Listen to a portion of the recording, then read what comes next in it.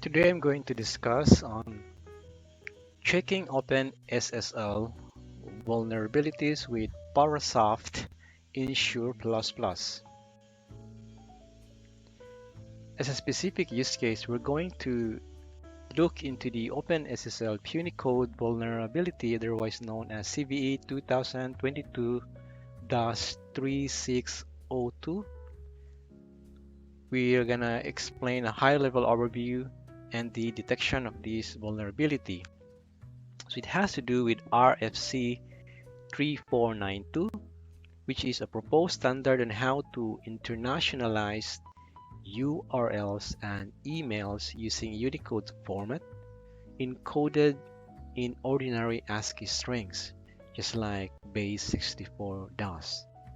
So it so happened that in X509 certificate, which is the unit of certificate used by OpenSSL, added a field, an email field in the certificate, which is represented in this RFC 3492 format.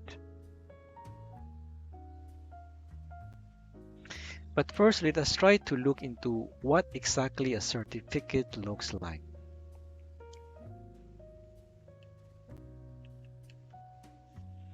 So this would be a root certificate where the issuer is equal to the subject, and then this would be how it looks like in a client certificate or intermediate certificate. So in any of these, there is an email field. It could be in any of the certificate along the chain, and this is how that RFC 3492 format looks like. So when OpenSSL loads a particular certificate along the chain, it parses the email field, and when it tries to decode this string here, it is when the problem begins. A memory corruption will occur.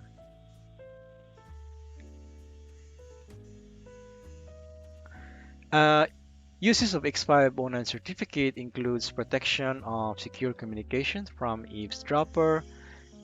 It is used in attestation to verify a diploma, such as via digital signature, and it is also used by machine-to-machine communication via mutual authentication. So you can see here, there's in the globalization trend, the use of Unicode is required, as Unicode is the only format that can express different languages from Japanese to Chinese and English. And so if one of these certificate has an email field here in this example, Paul, then when this certificate is loaded as part of the chain of trust verification, then the verification will fail. So the arrow here in gray is what it means as the verifier, and the arrow in orange is called the digital signature, and that is how it looks like. All verification follows through the chain and eventually landing to a trust anchor of a root certificate, and that is how it can fully verify it. Now what I'm going to do here is review Datadog's example findings of the Punycode OpenSSL vulnerability. We're going to clone their GitHub repository and reproduce their findings. Once we did that, we're going to rebuild a vulnerable OpenSSL 3.0.6 in Ubuntu, and then we're going to rebuild another vulnerable OpenSSL 3.0.6, but with Insure++ instrumentation. And then we're going again to reproduce Datadog's findings using the instrumented OpenSSL. And then we're going to differentiate across versus memory corruption. And then we're going to compare Valgrind versus Insure++. So let us begin. So I'm going to open a DOS prompt here.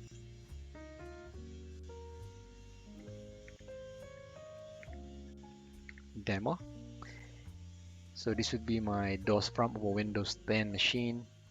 And this would be a different machine running in Ubuntu, Linux. Now we're going to clone Datadog's repository, as well as we're going to do that here in Ubuntu machine.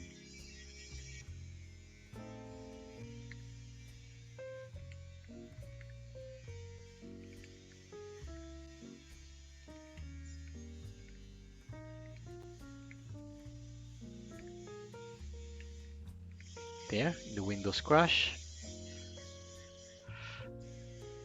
security, proof.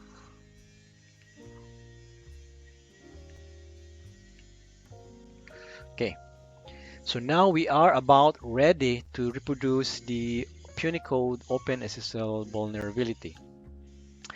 In my Ubuntu machine, I'm going to launch an OpenSSL server listening at port 3000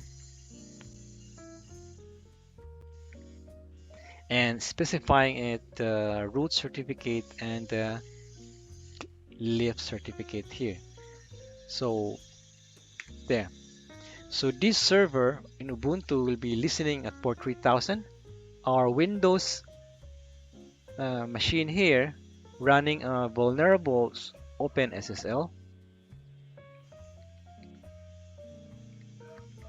3.0.6 is going to connect into the Ubuntu machine, and when the certificates are exchanged, this vulnerable OpenSSL client is going to do a chain of trust verification. It will load every certificate in the chain as part of the verification, and when it loads a certificate which has an email field, it's gonna crash in parsing that email part. So we're gonna run OpenSSL client connect.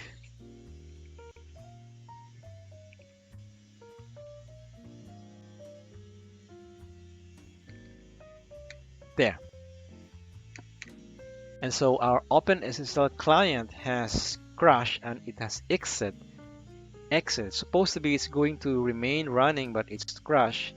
And evidence of that can be viewed in the event viewer of Windows. Application, and the time is 4:15 p.m. And this is the report of Windows that OpenSSL has faulted in this particular library. Because this DLL is not instrumented, this is all we can know, that it crashed and nothing more aside from that. Okay.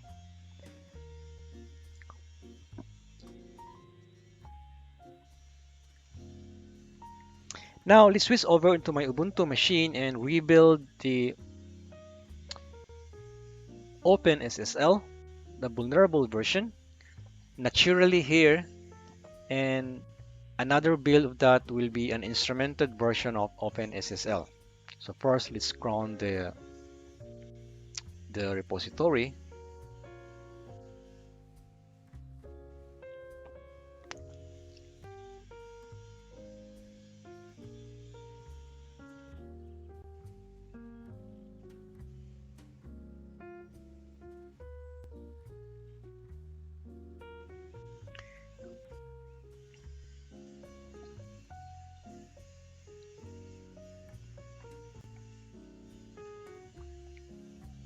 We first need to switch to the correct branch for OpenSSL 3.0.6.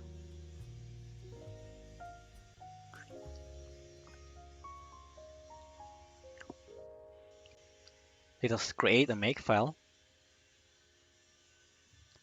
and let us edit the makefile to add some debug symbols using the sed command. And we're going to use GCC 8.5 here, and we're going to type make to have a natural build of OpenSSL. While that is ongoing, let's go over to the lower tab here, and we're going to do the same for the instrumented version of our OpenSSL build using Insure++. First, again, like as we did before, we're gonna check out to the same branch to have the version OpenSSL 3.0.6. So we check out this branch. Next, we're gonna create a makefile.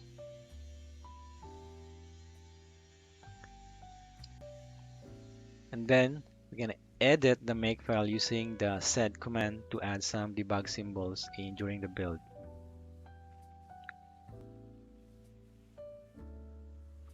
Now this is where things differ. While in the first natural build we just type make, here because I have installed in my system Parsoft Insure++ tool, I'm going to tell the build flow where the location of that Insure executable. So I'm going to type make and specify in the CC variable the path of the Insure. And it's now doing the build, and let's wait for this build to complete, and I'm going to resume the video. The natural build of OpenSSL has completed.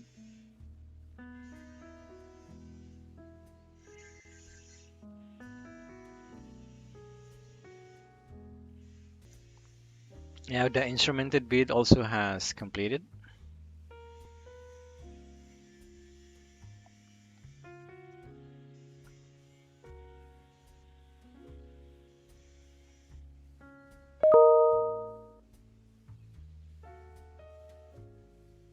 Before we're going to connect to the Ubuntu server using our instrumented OpenSSL.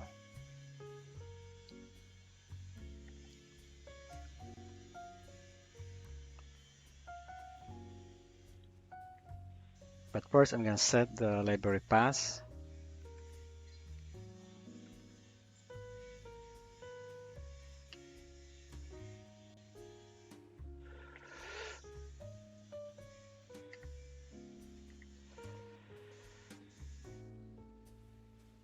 Okay. And I'm going to redirect console output to a log file result.log. So the Ubuntu server has received the client, and take note here that the OpenSSL client is still running, although it already has undergone memory corruption, but it is still running. This is more dangerous than having the program to crash because the OpenSSL client is still running, reachable by remote clients, but is already in a corrupted memory state. In fact, we can see the output of the instrumented logs here, and Parsoft's instrumentation has detected the following errors: Punycode 187, and we go to the source code at line 187 of punycode.c.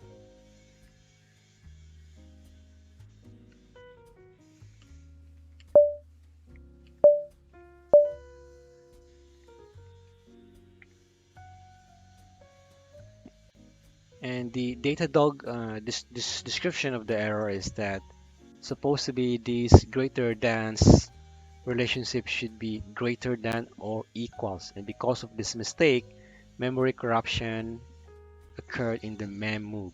The memmove is a C API. Let's go to the manual of this API. The memmove is a function that copies in bytes from memory area src to memory area dist, and it copies n number of bytes.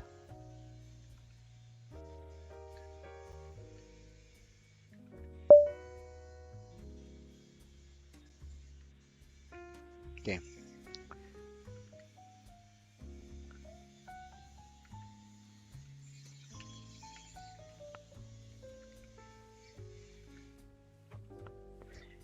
We can even see the ASCII-based graphical representation of the out of bounds. You can see that some 4 bytes here is indeed out of the range.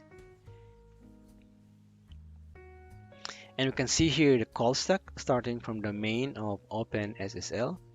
And when the OpenSSL client receives the certificate chain, it tries to follow through the chain, loading needed certificates to complete the chain of trust and checking for the name constraints. If we recall, the the name constraints here in the X509, there is an ML field containing this value, and it is when trying to parse this string here that where the corruption occurs. And then it check for the email, and then ASCII to Unicode label, and it calls the decode of that, and then doing the memo is where the corruption finally happened. And see, its message here that memory is corrupted and the program may crash, but it turns out that it's still running in comparison to the Windows version, which really crashed. So this is more dangerous than when the program is crashed, because the program is corrupted and it's still running, and could be some sort of Stargate for a remote attacker to gain entry into the system.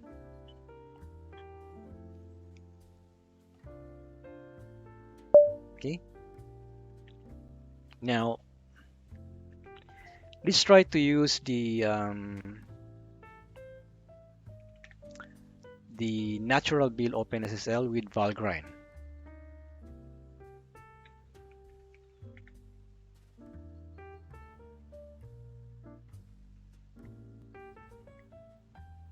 This one. I'm gonna run the same command, OpenSSL client. Okay, and as usual, the program is still running even though it's corrupted. Let's Control C this, and let us examine the text file generated by Valgrind. We can see here that according to Valgrind, there are no errors and no memory leaks. So Valgrind is not able to detect these kinds of vulnerabilities. Perhaps to compare closely Valgrind from Insure++, let us switch into a small project here which I prepared. There's a small program main.c which allocated 64 bytes but does not free the bytes. So I'm going to build this, and I'm going to run Valgrind,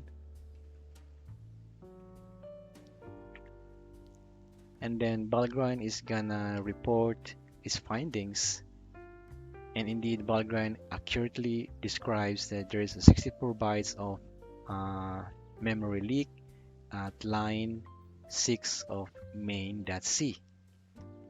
Okay, and then I'm gonna build this another insured main,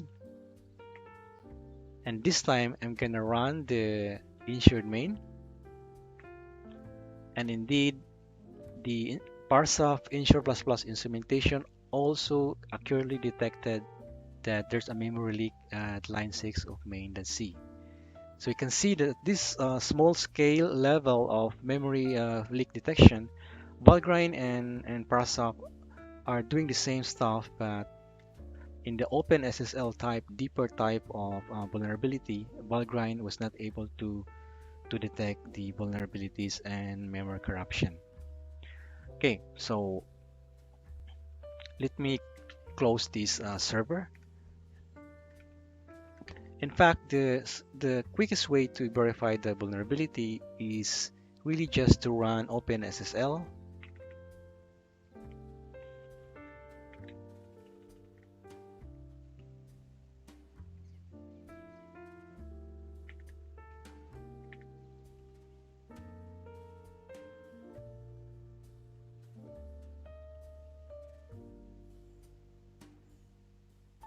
And then without needing to communicate to a remote server, it just asks it to verify a chain of trust by using the verify command, ca file ca.crt. So because this verify command of OpenSSL requires it to follow through the chain of trust, including each certificate, intermediate certificate, until it reaches a trust anchor. This simple running of the command here also can reproduce the problem. So let's redirect the console output to a text file .log, and there, if we open the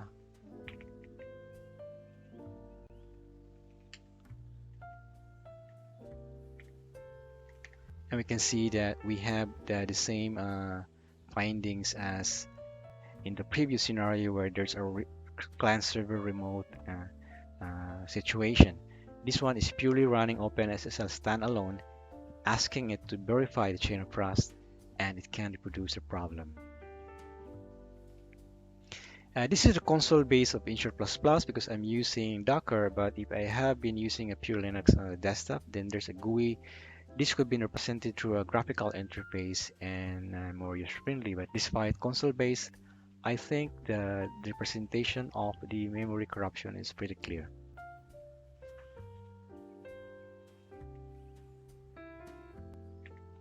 So this is it for the comparison of Valgrind and Insure++, and we're showing how to detect the OpenSSL vulnerabilities using Parsoft Insure++.